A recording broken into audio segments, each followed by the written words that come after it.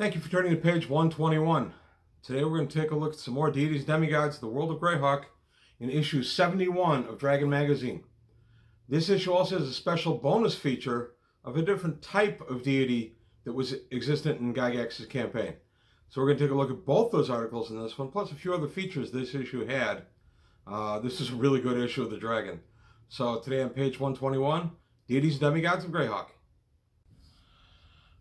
All right, Dragon 71. There's a lot of goodies in this issue. This was a special time for D&D. It was a time when D&D was just about at its peak of popularity, and this issue kind of reflects why. We get all kinds of goodies in here, but first we're going to take a look at the Deities and Demigods of the World of Greyhawk. We're going to start with Arythnol. This guy's an interesting guy. I have to admit, I don't recall ever using him in my campaign or having worshippers of him. But still, he's interesting. He's a lesser god. His portfolio is ugliness, hate, envy, malice, panic, and slaughter. AC -3, 320 hit points, 75% MR. He's chaotic evil. His worshippers are chaotic evil, and he's from Pandemonium. His powers his classes go as 5th level cleric, 15th level fighter, and that's it. This guy is pretty creepy. When he engages in combat, his face changes and flows to look like a human, to a gnoll, to a bugbear, to an ogre, to a troll. When he's wounded, the first time he's wounded, he gains the special power. 5 to 20 first level human fighters with 10 hit points each appear. Second, 4 to 16 gnolls with 16 hit points each. Third wound, 3 to 12 bugbears with 25 hit points each. Fourth wound, 2 to 8 ogres, 33 hit points each. And the fifth wound, 1 to 4 trolls, 48 hit points each. That's pretty incredible. That can add up pretty quick for every time this guy's hit.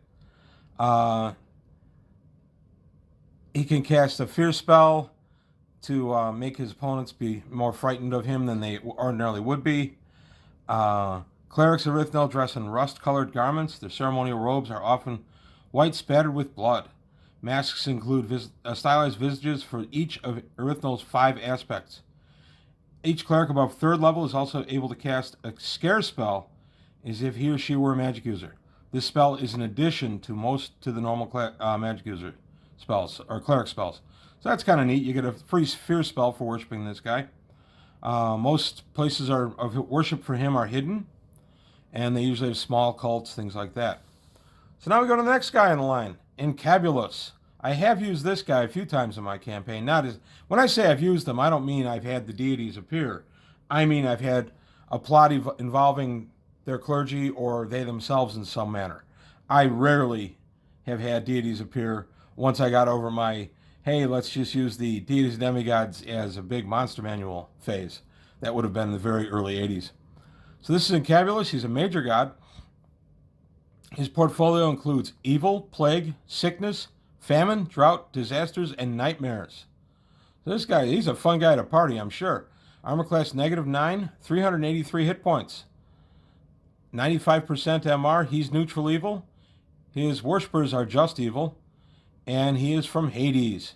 He has the powers of an 18th level cleric, an 18th level illusionist, and a 13th level thief.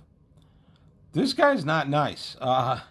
Horrible looking, makes anybody shudder. His nightmarish visage, deformed body and skeletal hands.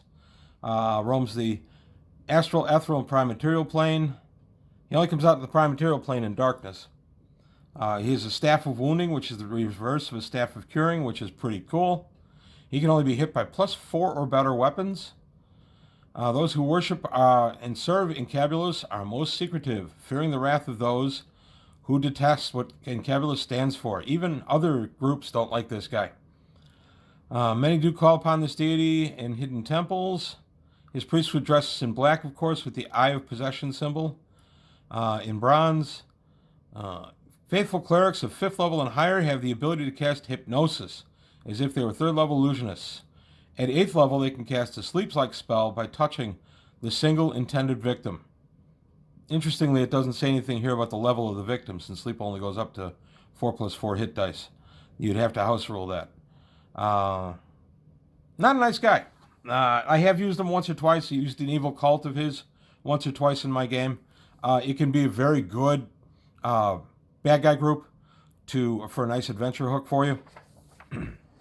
Narrow. Yeah, I've used Narrow. Not Narrow, again, his cults. Yeah, I like Narrow. He is a major god. His portfolio is Death, Darkness, Underworld, and Covert Activity. AC -6, 400 hit points. That's the max they can have at this point in D&D. MR is 100%.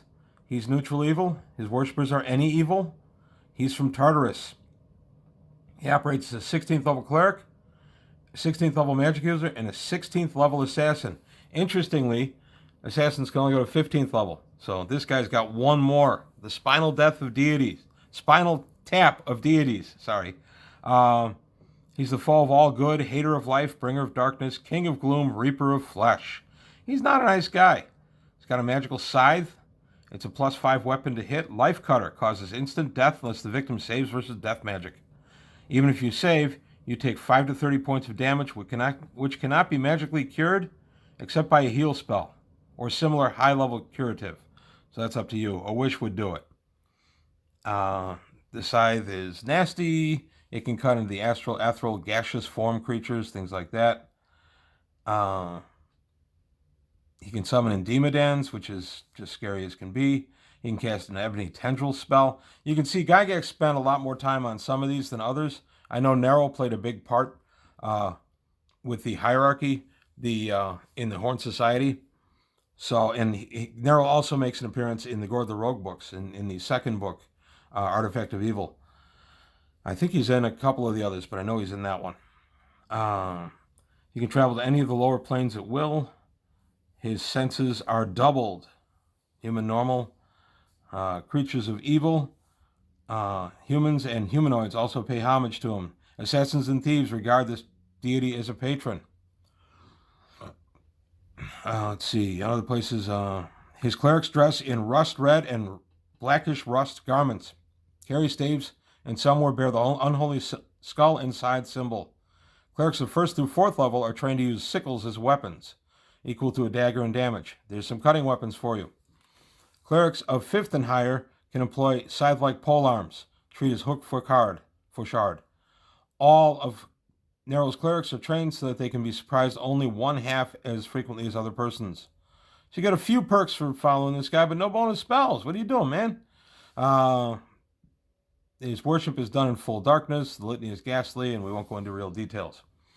Next guy up, Ralashaz. I like saying Ralashaz.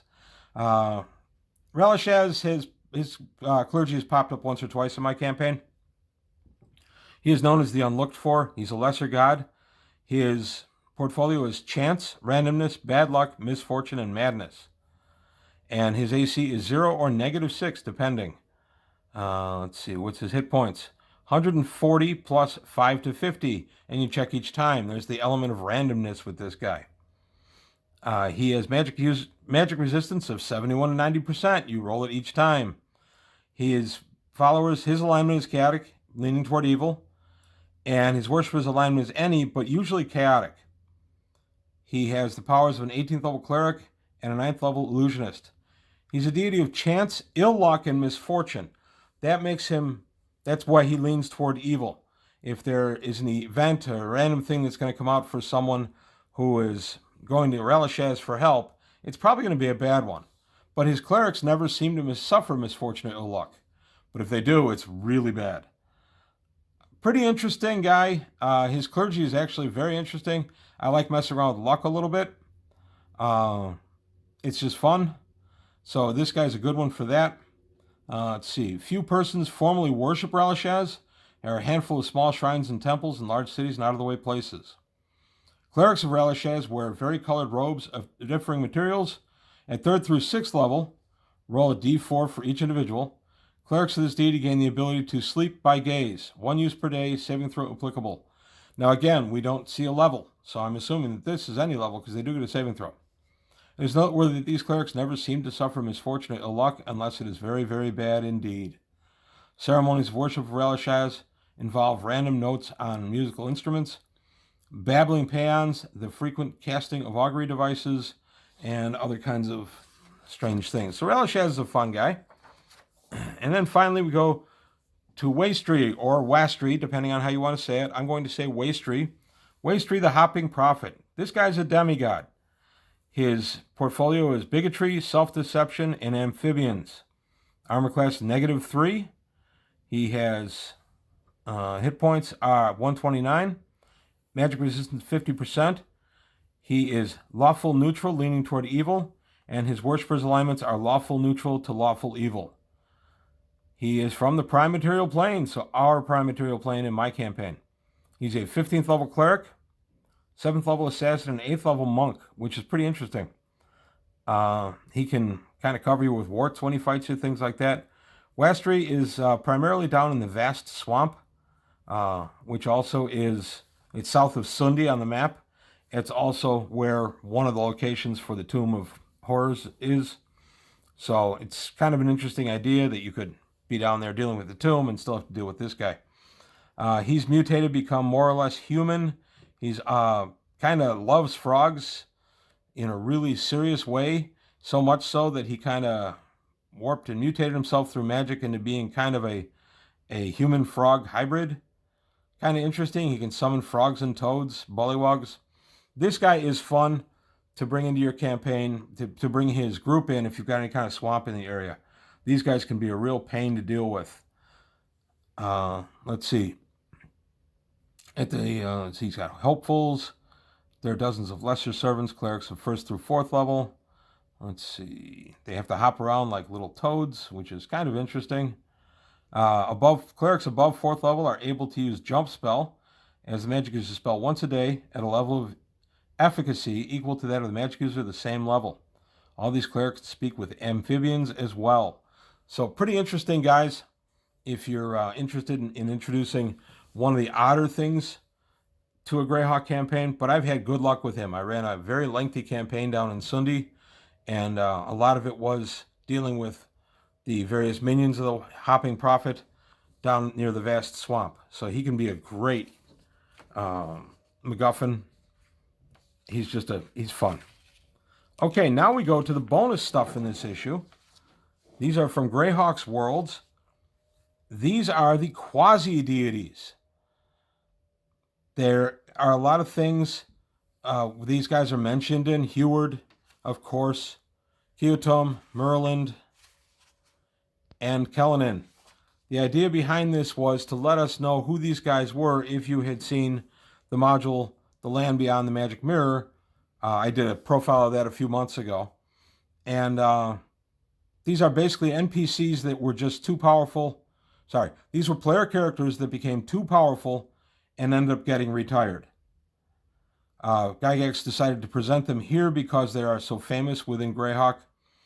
But he's only bringing out the 4. He's got a bunch more that are on what he calls the inactive list, which is Darn, Jody, Nolzer, Qual, and Turney. And this, of course, is before all the things that happened in 85 to 86 with Gygax at TSR. But it's pretty neat to see these guys. I have used these guys as actual heroes in the campaign now and again. You had Heward appear one time, and Kellenin. Kellenin actually got involved in training a couple of my player characters. So Heward is a Quasi Deity. What the Quasi Deity means is that they are so powerful that they no longer really fit within the rules of AD&D. As I've said many times before, AD&D topped out around 12th, arguably 14th level. Once you got past that, you kind of became too strong for the game. These characters ended up getting kind of retired and became these Quasi-Deities. Heward, for his part, armor class -3, 96 hit points, 50% MR. He's neutral, leaning toward good. Very common in Gygax's campaign.